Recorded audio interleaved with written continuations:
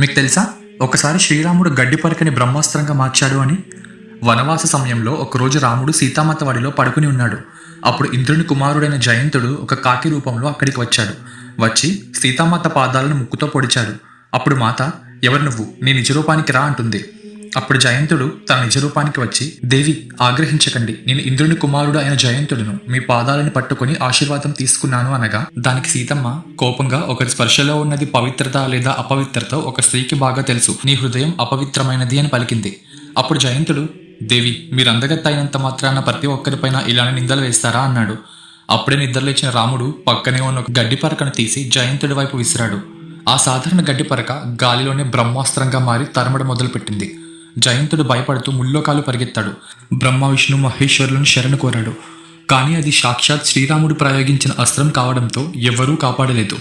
చివరిగా వచ్చి రాముడి పాదాల మీద పడి, ప్రభు నన్ను క్షమించండి అని వేడుకున్నాడు. అప్పుడు రాముడు, నీ ప్రాణాలు అయితే తీయను, కానీ చేసిన తప్పుకు శిక్ష మాత్రం తప్పదు అని చెప్పి అతని ఒక కంటి చూపుని తీసేశాడు.